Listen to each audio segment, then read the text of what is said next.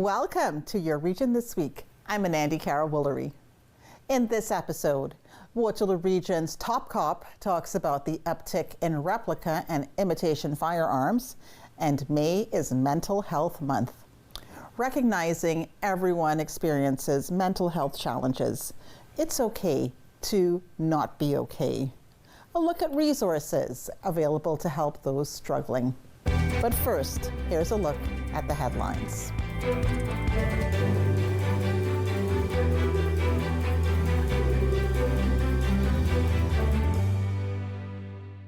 A community drug alert has been issued in Waterloo Region after 5 fatal overdoses in a 3-day span.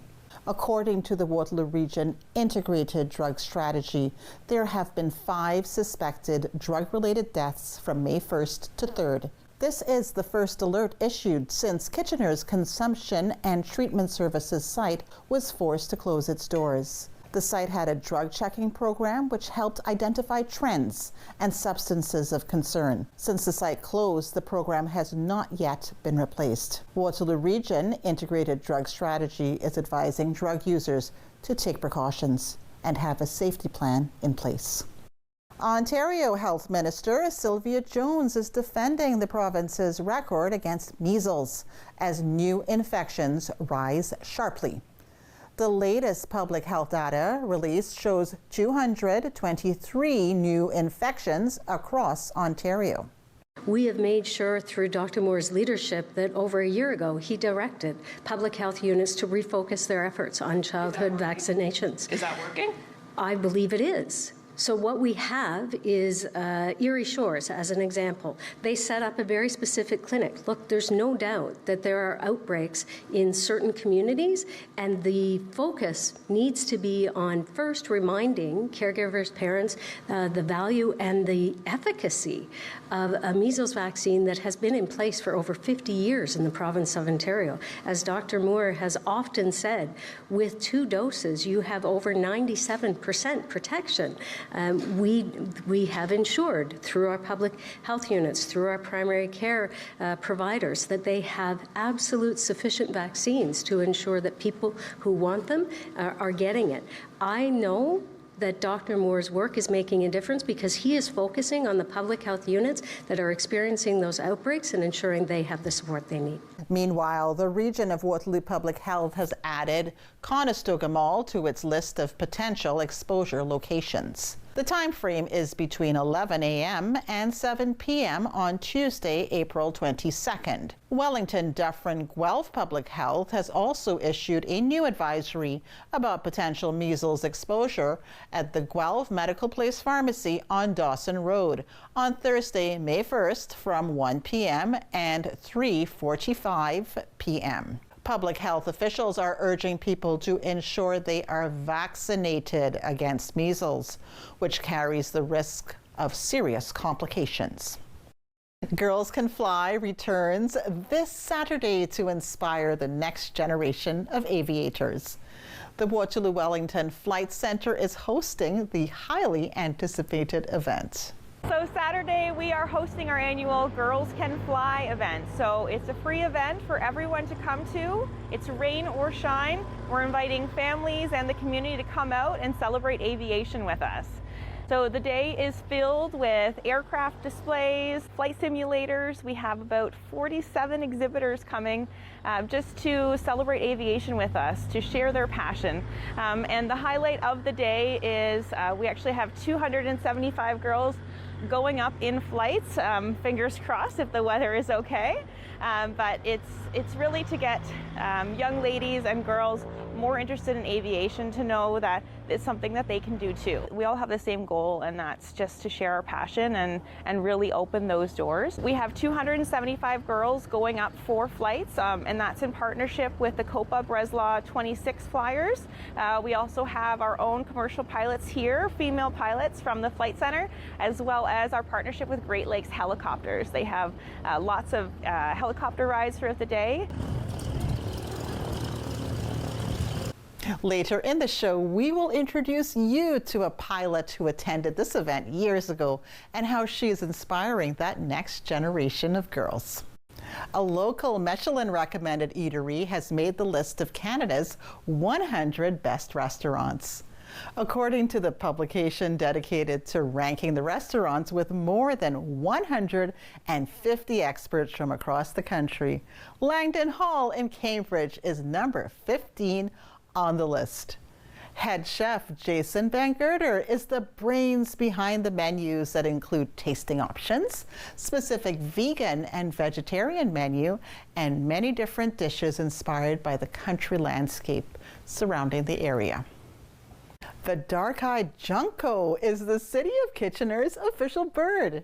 After being certified as bird-friendly by Nature Canada, the bird-friendly City Kitchener Committee conducted a poll to name Kitchener's official bird. Over 1,200 people voted for the new feathery friend from the list of options including the killdeer, merlin, and chimney swift. Stay connected with City News Kitchener. You will find what's making headlines here at home and around the world. Looking for traffic and weather information, plus the latest prices at the pumps? Click on the tabs to find out. Watch, listen, stay connected with City News Kitchener. Coming up,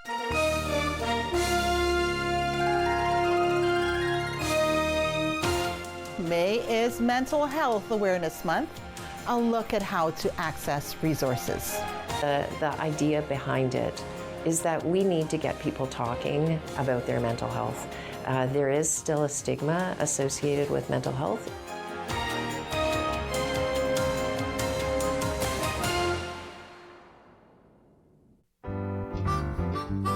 Hey, Chef D here. Join me Saturdays at 4:30 for At Home with Chef D, season number 10.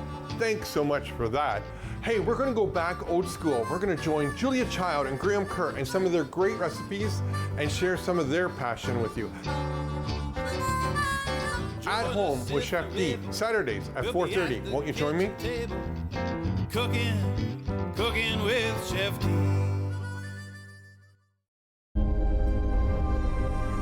Welcome to the traditional, ancestral, unceded territory of the Stalo people. The Stalo are people of the river. I'm so thankful for the courage and resiliency of our ancestors who lived on this land since time immemorial. Each of us have gifts from the Creator, and our Creator has a plan and purpose to be fulfilled in our territory. As we embrace our traditional teachings, we can lead the next generation into the fullness of what our Creator designed. Our shared history reveals a broken relationship, but as all Canadians commit to hear truth, acknowledge injustice, we can learn to walk in our traditional way, Letsamot, with a good heart and a good mind. Then all of our lives will be enriched. Kwasai. The regulars, the guys who keep this place in business. Last week, they had something to celebrate. Jason had just finished university. So they toasted his profs, his TAs, his old roommates. Well, they toasted just about everyone. But I worry about and take care of my guys. So even when I know they're not driving, sometimes that means bringing them a little surprise. And then they had a drink to me. Brought to you by Smart Serve Ontario and Arrive Alive, Drive Sober. Replica and imitation firearms remain an issue across Waterloo Region, as Police Chief Mark Kroll spoke with Mike Farwell about this earlier this week. An ever more present concern, and officers who are on the streets, like Scott's traffic officers that are interacting very frequently, they are seeing real and imitation firearms show up on their traffic stops. And so to give you a sense, over the past 5 years, we've seized an average of about 164 imitation firearms a year. And over that same period, we're looking at about an average of 10 incidents a year where we're laying charges with the use of an imitation firearm. And so what people are doing, and it's not rocket science, is people are purposely using and carrying weapons to intimidate, to threaten, and because they look and feel like real guns. And so whether it's a robbery, whether it's a carjacking we've talked about, anything like that, it can be deemed to be real until we prove that it's not. And so people have ready access to things you can purchase in the store, you can purchase online, 3D printed replicas as well. They're made to look real, and the criminal code has charges to reflect that as well. They recognize that a real firearm that's pointed or displayed to somebody has that same impact as a real one. So just to give you a couple examples, just in the past 2 months, in March of last year at Fairview Park Mall, there was a youth at the mall threatening with a baseball bat and a firearm. They were arrested and found to be in possession of a replica firearm. And just in April, Victoria Park, a group of young men brandishing a firearm towards parkgoers, we intervened and laid various weapons-related charges in relation to a replica firearm. Kroll also addressed the use of body-worn cameras and how this technology shows accountability. Right now, as of January, February of this year, every one of our frontline officers that you will see in public, they very likely have a body-worn camera, and that's all of our specialized teams as well that are deployed. We also have in-car camera technology that allows a front view of our traffic stops, and also when somebody's in custody within the police cruiser, we're capturing that interaction from multiple lenses. All of this has helped us to resolve complaints, to hold accountability for behavior. So an example could be impaired driving behavior. We're now capturing the slurring, the interactions. We're capturing when we're issuing rights to counsel. We're capturing any of the abusive behavior that people sometimes display. So all of that has helped to increase accountability on all sides, and we're proud of the work that going into to raising that bar with transparency of our work. And it has dividends on resolving complaints, but also showing to the courts exactly what we're dealing with in real time. Still with policing, Kroll discussed the handling of this year's St. Patrick's Day gathering in Waterloo. Here's what he had to say. I think I want to emphasize from the start, this is an unsanctioned gathering. We are planning and responding for something that we don't control in terms of where people choose to be and the behaviors that they exhibit. And we have had some success over the past decade of managing the crowd. So, I mean, this is a whole big conversation, but the purpose of the fencing on Ezra Street is because the congestion grew from 3,000 to over 30,000 within the course of a couple years. The danger to the people crammed into that corridor became so unsustainable and unsafe. That's the purpose of that. We are not dictating where people gather. There's probably tens of thousands of people that are out within that vicinity over the course of the weekend. And to your point, people have chosen to congregate on Marshall Street. I can tell you that we're doing every single thing that we can within our powers to manage this, manage the risk, the strain, and the cost. Over $300,000 in the past year was spent managing this from a total deployment over 4 days.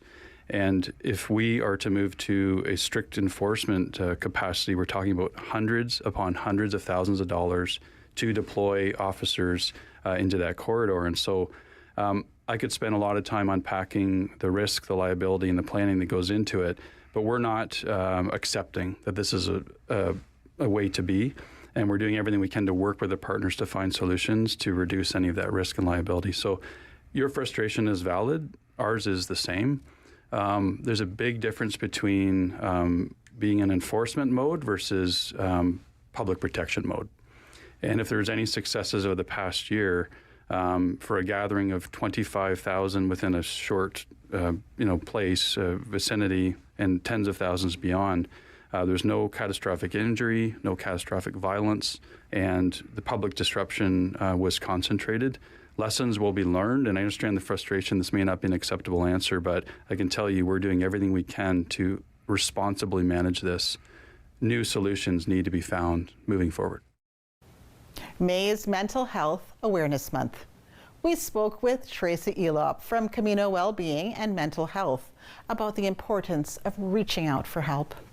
May is Mental Health Awareness Month, and specifically the week of May 2nd to 7th is Mental Health Awareness Week in Canada. And the idea behind it is that we need to get people talking about their mental health. There is still a stigma associated with mental health in many people's minds. And the idea of having a month where we encourage people to talk about their mental health, talk about how they're doing, is really, really important to break down some of that stigma. People are doing better, and we can do even better. So I think we all acknowledge that the pandemic, there would be a shadow pandemic of mental health challenges. And so I think that did encourage people to talk a little bit more. But the reality of it is that people everywhere are struggling with their mental health. If we think about all of the difficulties in the world right now, the anxieties, with tariffs, with political situations, and with some of the communities that are being harmed by some of the rhetoric, there is mental health challenge everywhere. And behind every door you go into, there is likely someone who's struggling, whether that's a neighbor or a friend, somebody maybe in your own household. And I think, even the people who seemingly have it all together, some of them are struggling too. And the idea of being able to openly talk about how you care for yourself and the struggles that you're facing and the help that you're getting, all that does is encourage other people to come forward and openly share about their struggles. And that's how we're going to get this out in the open. Communal well-being and mental health means you don't really need to know what's happening with you. The well-being part of our name is the invitation in. And if you call us and tell us what's happening with you, then we will help connect you to service. And we offer lots of different services, right from sort of earlier intervention, prevention services, all the way to clinical counseling and support. And so I think the hardest thing for people is to make that first phone call or to go online if that's easier for many people. Go online and you can book an appointment with someone in our wayfinding team, and they will help you sort that out. This is a man's heart, a heart in desperate need of medical attention. But because 78% of Indigenous people experience racism in healthcare, he may not get the help he needs.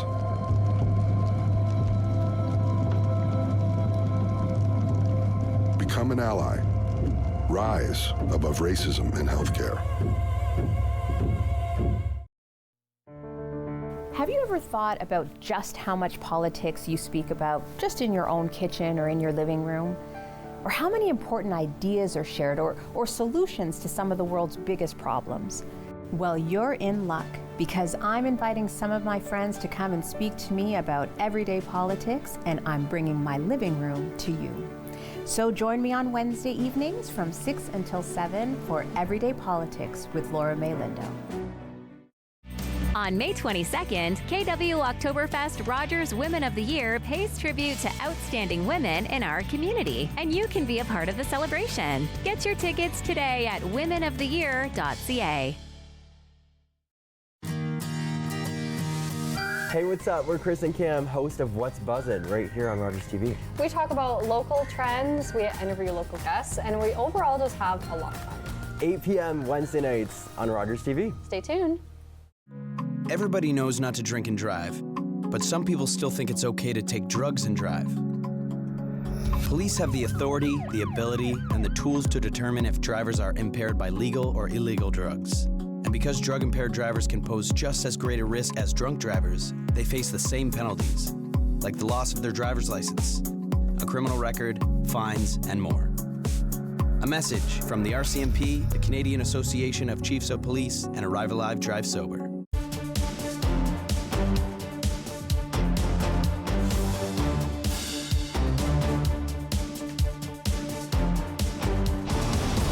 In sports, 519 Sports Online caught up with the under-18 coach at Red and Black weekend held at University of Waterloo.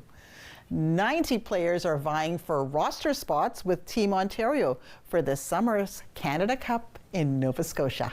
It's been phenomenal. Getting kids together from all across the province has really been the largest driver of this, bringing together the football community, the football family, what football is all about, getting them here, participating, getting coached at a high level, competing at a high level. It's been phenomenal for us. For the young men, getting a chance to sit down and get in meetings and watch film, at a higher level, preparing them for the next level in their career has been awesome for their development. So it's been a great weekend. Super excited for tomorrow, being able to kick off in the Red-Black game. Creates an opportunity for some kids that may not have the same views in certain regions that they play in.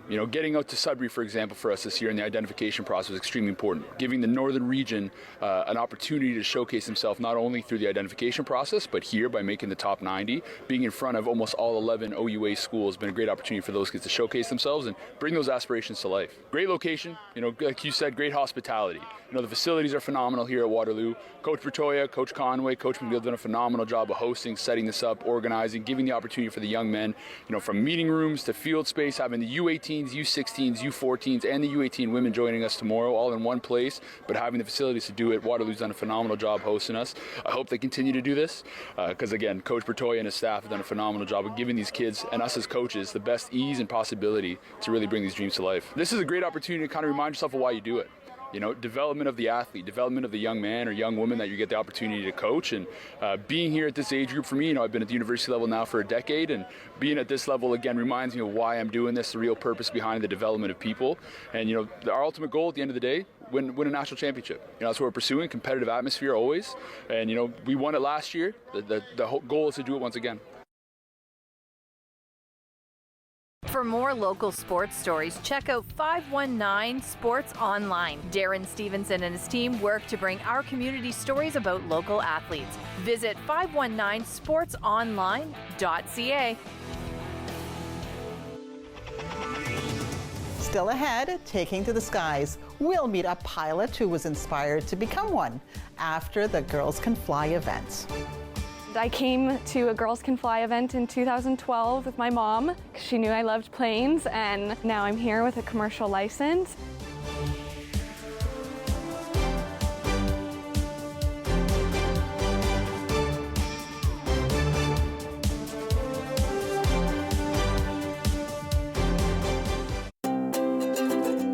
Hi, I'm Stacey Bester, the host of Sweet Occasions here on Rogers TV.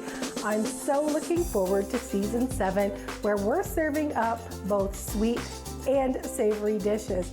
I hope you'll tune in and enjoy all of the flavors that we have for you. And don't forget to make every day a sweet occasion.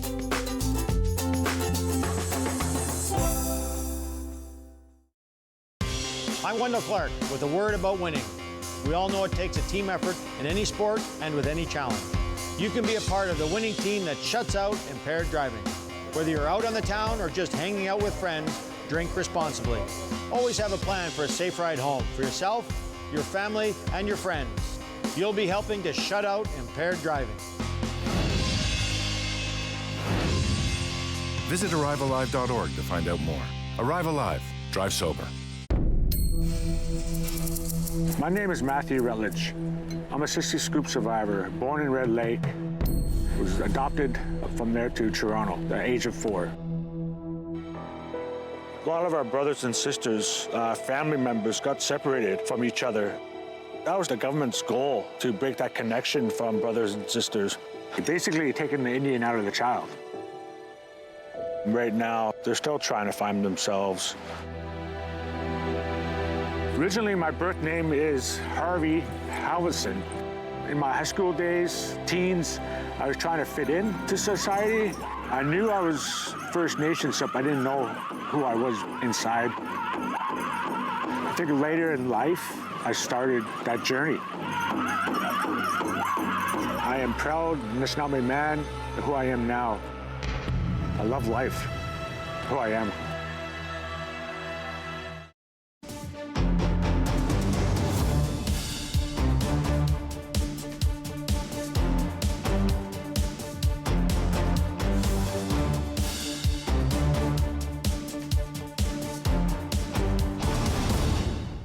Finally for us, it's a full circle moment for a young pilot who's inspiring the next generation of aviators.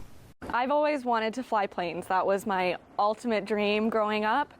And I came to a Girls Can Fly event in 2012 with my mom because she knew I loved planes, and I got to sit in the Dash 8 of a Porter aircraft, and that's what really sold it for me. And now I'm here with a commercial license and flying the young girls on Saturday, so it's a full circle moment. I'm really excited. I hope that they can look at me and see, wow, I really can do this, and I want to say and do and help them in any way I can and inspire them in any way I can. And I hope that being able to take them flying in a small plane, they feel comfortable with me and they feel like, wow, she's doing this, so can I. I did the Conestoga College program, so all of my ground schools, that was 2 years at the college, and flight training, it takes a little bit longer just because of weather and all of that other stuff that we run into here.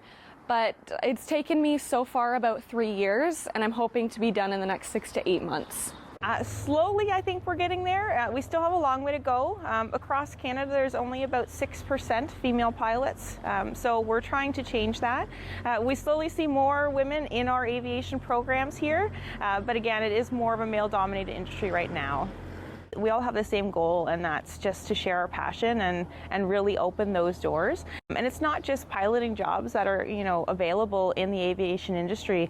We have NAV Canada, Transport Canada, a whole bunch of different careers that women can have. The sky is really the limit when it comes to what we can do in this industry. Wow, I'm doing this, and I'm doing this by myself, and it's really crazy to think that, wow, I've wanted to do this my whole life, and now I'm sitting in a plane at 4,500 feet flying it all by myself. It's a really cool feeling. I would love to be an airline pilot. I really want to do the long hauls over to Europe. I love to travel, and I mean every pilot loves to travel. That's kind of the first rule there. You want to be a big traveler to be a pilot, so it would be great to get on a big airline and safely fly people over to Europe so that they can enjoy their vacations and I can have a fun time doing my job. It's exhilarating, and it's so exciting that I get to hop into a plane every day and fly it and experience new things, and something that a lot of people can't do or say that they do. And I think it's just the excitement of being able to get into a plane and just being able to fly it. That's our show for this edition of Your Region This Week. Thanks for watching. I'm Anandi Carroll Woolery. See you next time.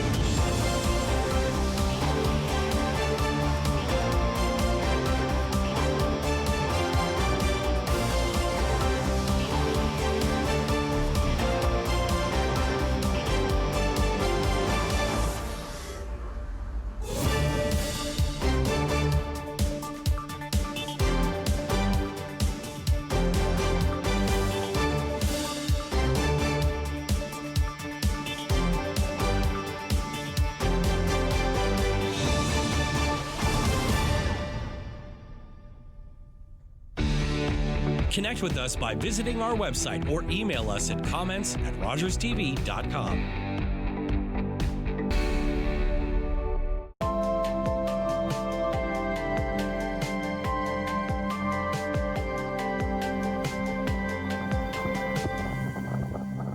In baseball, there's nothing more important than making it home. George Springer has tied the game. Doesn't matter how you get there. It's gone! But I do it with style. Boy, has he got some kind of power. And a little swagger, too. Because no matter where you happen to be, what a play! There's only one place. Got it! Jays fans call home. Sportsnet. Sportsnet. Sportsnet. Sportsnet, home of the Blue Jays. Summer days, summer nights, lots of things to do, places to go, and people to see. If you're having a few drinks, be sure to plan ahead and get home safely. We don't want